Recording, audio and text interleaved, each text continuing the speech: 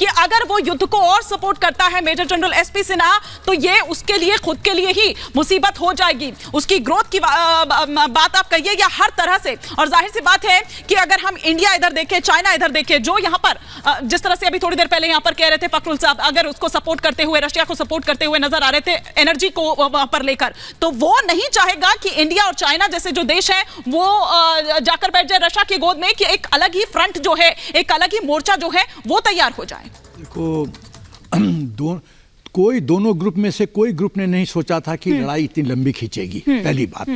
दूसरी बात है, आर्मी में हम लोग को बोला जाता है इसको battle fatigue factor. Battle fatigue, जब आप जंग बहुत देर चलता है तो मानसिक रूप से वो फटीग सेट इन कर जाता है ट्रुप्स में, कमांड लीडरशिप में, और उसको मोरल बूस्टिंग करके उसको कंटिन्यू किया जाता है। तो बैटल फटीग फैक्टर के दोनों देश, अमेरिका भी बैटल फटीग फैक्टर का ये हो रहा है विक्टिम। दूसरी बात।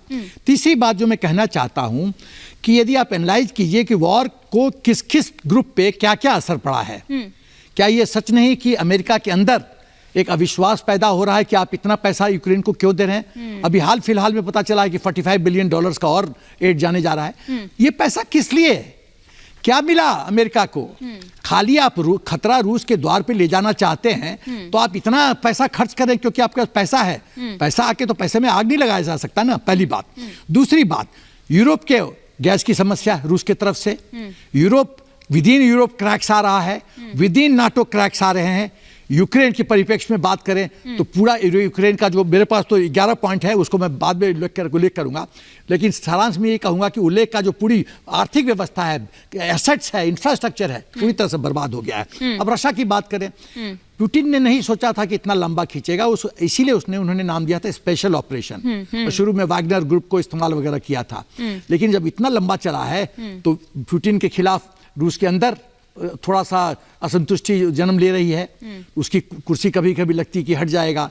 अमेरिका भी और कुछ देश जो है पुतिन को मारने का प्रयत्न कर रहे हैं। वो आप बहुत बार ये टॉपिक को डिस्कस किए हैं।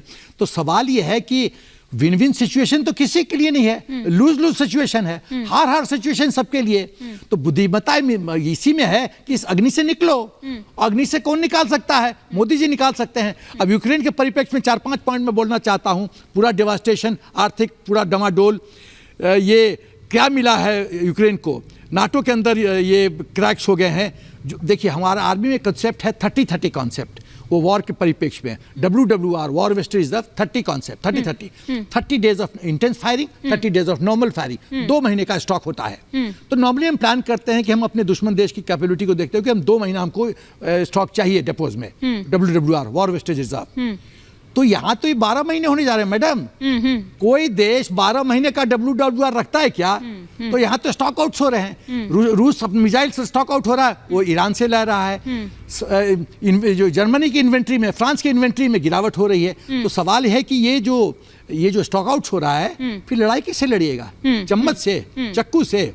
अच्छा, जिस तरह से स्पीड है वेस्टेज का, मतलब एमिनिशन हुआ और भी हुआ, और जिस तरह से रिकूप हो रहा है, मतलब सप्लाई, मैं ऐड कर लूं, उसमें गैप है। तिवारी जी, हाँ, उसमें गैप है। तो पूरा शॉर्टेज होने जा रहा है, एक वैक्यूम क्रिएट हो रहा है वेरविदॉल में। और दूसरी बात है कि एक भय का माहौल। और सबसे बड़ी बात है कि जिस तरह से आम आदमी परेशान हुआ है यूक्रेन में, आप देखिए, एक छोटा बच्चा का 8-9 महीना पर आपने दृश्य दिखाया था, बेचारा अकेले चला जा रहा है रोते रोते। कहाँ जाएगा? रात को किसके पास सोएगा? किसके माँ के गोद में जाके रोएगा कि मुझे खाना खिला दो? ये सब जो तांडव दृश्य देखने मिल रहा है, इसका जिम्मेदार कौन है? किसके इशारे पे यूक्रेन ने ये किया? तो सवाल पैदा है, तो लोगों ने तो अग्नि लगाई है, तो ये अग्नि को बुझाने उसी के पास जाकर तो फिर रो रहे ना, यूक्रेन हो, पोलैंड हो, या फिर लुधियाना की भी मैं बात कर ली हूँ। लुधियाना अभी तो वहां पर जाके बैन। हाँ, किशोर तिवारी जी कुछ कह रहे हैं जी।